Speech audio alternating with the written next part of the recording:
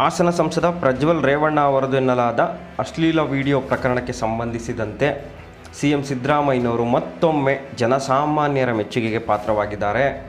ಕಳೆದ ಒಂದು ವಾರದಿಂದಲೇ ಅಶ್ಲೀಲ ವಿಡಿಯೋಗಳ ಬಗ್ಗೆ, ಪೆನ್ಡ್ರೈವ್ ಬಗ್ಗೆ ಪವರ್ ಟಿವಿ ಸುದ್ದಿಯನ್ನು ಮಾಡ್ತಾ ಬಂತು. ಕನ್ನಡ ಮಾಧ್ಯಮದಲ್ಲಿ ಈ ಸುದ್ದಿಯನ್ನು ಬಿತ್ತರಿಸಿದಂಥ ಪ್ರಪ್ರಥಮ ಚಾನಲ್ ಪವರ್ ಟಿವಿ ಮಾತ್ರ.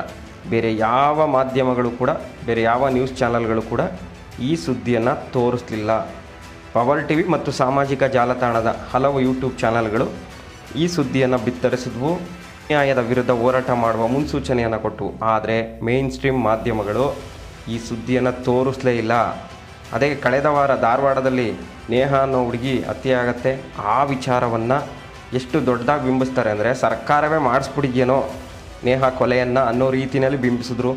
ಬೆಳಗ್ಗೆಯಿಂದ ಸಾಯಂಕಾಲ ಗಂಟ ಚರ್ಚೆಗಳು ನಡೀತು.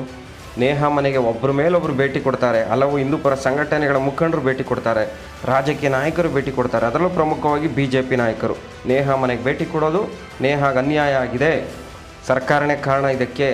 ಆದರೆ ಇವತ್ತು ಕರ್ನಾಟಕದ ಸಾವಿರಾರು ಹೆಣ್ಣು ಮಕ್ಕಳಿಗೆ ಅನ್ಯಾಯವಾಗಿದೆ. ಯುವ ರಾಜಕಾರಣಿಯಿಂದ ಅಷ್ಟೊಂದು ಮಹಿಳೆಯರಿಗೆ ಅನ್ಯಾಯ ಆಗಿದ್ರು ಕೂಡ ಒಬ್ಬನೇ ಒಬ್ಬ ಹಿಂದೂಪರ ಸಂಘಟನೆಯ ಮುಖಂಡರು ಮಾತನಾಡ್ತಿಲ್ಲ. ಮೇನ್ ಸ್ಟ್ರೀಮ್ ಮಾಧ್ಯಮಗಳಲ್ಲಿ ಆ ಸುದ್ದಿಯನ್ನು ತೋರಿಸ್ತಾನೆ ಇಲ್ಲ. ಬರೀ ಪವರ್ ಟಿವಿಲಿ ಮಾತ್ರ ಸುದ್ದಿ ಬಂತು. ಯಾವಾಗ ಸಿದ್ದರಾಮಯ್ಯನವರು ಮಹತ್ವದ ನಿರ್ಧಾರವನ್ನು ಕೈಗೊಂಡ್ರೋ, ಈ ಅಶ್ಲೀಲ ವಿಡಿಯೋಗಳ ಪ್ರಕರಣವನ್ನು SIT ತನಿಖೆಗೆ ವಹಿಸಿದ್ರೋ, ಆಗ ನಮ್ಮ ಕನ್ನಡದ ಸುದ್ದಿ ಮಾಧ್ಯಮಗಳಿಗೆ ಸ್ವಲ್ಪ ಚುಚ್ಚಿತು ಅಂತ ಕಾಣುತ್ತೆ. ಒಬ್ಬೊಬ್ಬರಾಗಿ ಸುದ್ದಿಯನ್ನು ಬಿತ್ತರ ಮಾಡಲಿಕ್ಕೆ ಶುರು ಮಾಡಿದ್ರು. ಆದರೆ ಈಗ ಇಲ್ಲಿ ಒಂದು ವಿಚಾರ ತುಂಬ ಗಮನ ಸೆಳೀತಾ ಇರೋದೇನೆಂದರೆ, ಆ ಒಂದು ಪ್ರತಿಷ್ಠಿತ ಕುಟುಂಬ, ಒಂದು ದೊಡ್ಡ ಮನೆ ಅಂತೆಲ್ಲ ಹೇಳ್ಕೊತಿದ್ದಂಥ ಕುಟುಂಬಕ್ಕೆ, ಆ ಕುಟುಂಬದ ಕುಡಿನೇ ಇವತ್ತು ರಾಜಕೀಯ ಜೀವನಕ್ಕೆ ಕೊನೆ ಮೊಳೆ ಹೊಡೆದ್ಬಿಟ್ನ ಅನ್ನೋ ಒಂದು ವಿಚಾರ ಈಗ ಶುರುವಾಗಿರೋದು. BJP ಜೊತೆ ಸೇರಿಬಿಟ್ರೆ ಇನ್ನೂ ನಮ್ಮನ್ನು ಯಾರೂ ಟಚ್ ಮಾಡೋಕ್ಕಾಗಲ್ಲ, ಇಡೀ ಕರ್ನಾಟಕದಲ್ಲಿ 28 ಕ್ಷೇತ್ರಗಳನ್ನು ಗೆಲ್ತೀವಿ ಅಂತ ಬೀಗ್ತಾ ಇದ್ದಂಥ ಕುಟುಂಬ ಇವತ್ತು ಈ ವಿಚಾರದಿಂದ ರಾಜ್ಯದ ಜನರ ಮುಂದೆ ತಲೆ ತಗ್ಗಿಸುವಂಥ ಪರಿಸ್ಥಿತಿ ಬಂದಿದೆ. ಇದು ನಿಜಕ್ಕೂ ಸಿದ್ದರಾಮಯ್ಯನವರು ಯಾವಾಗ ಈ ವಿಚಾರವನ್ನು SIT ತನಿಖೆಗೆ ವಹಿಸಿದ್ರೋ ಆಗಲೇ ಇಡೀ ದೇಶಕ್ಕೆ ಗೊತ್ತಾಗೋಕ್ಕೆ ಶುರುವಾಗಿದ್ದು. ಇಲ್ಲಾಂದರೆ ಇದು ಅಲ್ಲಿಗೆ ಮುಚ್ಚೋಗ್ತಿತ್ತೇನೋ ಈ ಕೇಸು. ಸಿದ್ದರಾಮಯ್ಯನವರು ಒಳ್ಳೆಯ ತೀರ್ಮಾನವನ್ನು ತಗೊಂಡಿದ್ದಾರೆ. ಯಾರು ಈ ವಿಡಿಯೋದಲ್ಲಿದ್ದಾರೋ ಅಮಾಯಕ ಹೆಣ್ಣು ಮಕ್ಕಳು, ಅವರೆಲ್ಲರಿಗೂ ನ್ಯಾಯ ಕೊಡಿಸುವಂಥ ಕೆಲಸ ಆಗಬೇಕು ಅಂತ ಈಗಾಗಲೇ ಹಲವು ಮಹಿಳಾ ಪರ ಸಂಘಟನೆಗಳು ಸರ್ಕಾರವನ್ನು ಒತ್ತಾಯಿಸ್ತಾ ಇದ್ದಾರೆ. ಇತ್ತ ಹಾಸನ ಸಂಸದರು ವಿದೇಶಕ್ಕೆ ಓಡಿ ಹೋಗಿದ್ದಾರೆ ಅನ್ನೋ ಮಾತುಗಳು ಕೇಳಿ ಬರ್ತಾ ಇದೆ. ಸಿದ್ದರಾಮಯ್ಯನವರು SIT ರಚನೆ ಮಾಡ್ತಿದ್ದಾಗೇ ಪ್ರಜ್ವಲ್ ವಿರುದ್ಧ FIR ದಾಖಲಾಗಿ ಅವರನ್ನು ಅರೆಸ್ಟ್ ಮಾಡಲಾಗತ್ತೆ ಅನ್ನೋ ಒಂದು ವಿಚಾರ ಈಗ ರಾಜ್ಯ ರಾಜಕಾರಣದಲ್ಲಿ ಭಾರಿ ಸದ್ದು ಮಾಡ್ತಾ ಇದೆ. ಮತ್ತು ತಪ್ಪಿತಸ್ಥರಿಗೆ ಶಿಕ್ಷೆ ಆಗಲೇಬೇಕು ಅಂತ ಈಗ ಸಾರ್ವಜನಿಕ ವಲಯದಲ್ಲೂ ಕೂಗು ಕೇಳಿ ಬರಲು ಆರಂಭಿಸಿದೆ.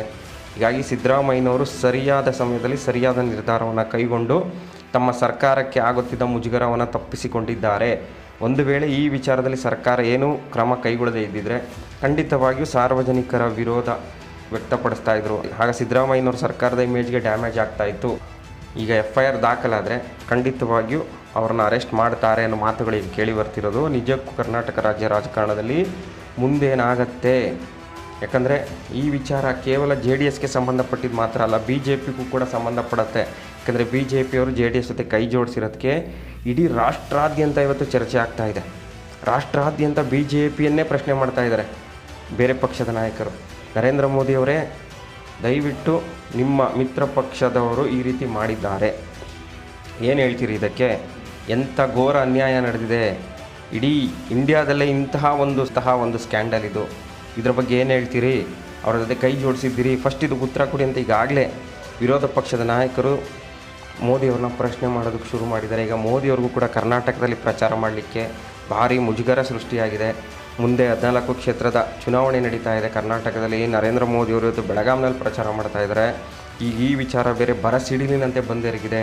ಈಗ ನರೇಂದ್ರ ಮೋದಿಯವರು ವಿರೋಧ ಪಕ್ಷಗಳಿಗೆ ಯಾವ ರೀತಿ ಉತ್ತರವನ್ನು ಕೊಡ್ತಾರೆ, ತಮ್ಮ ಮೈತ್ರಿಕೂಟದ ಪಾಲುದಾರ ಪಕ್ಷದ ನಾಯಕರ ಈ ಕೃತ್ಯವನ್ನು ಯಾವ ರೀತಿ ಸಮರ್ಥನೆ ಮಾಡ್ಕೋತಾರೆ ಅನ್ನೋದೇ ಈಗಿರುವಂತಹ ಪ್ರಶ್ನೆ.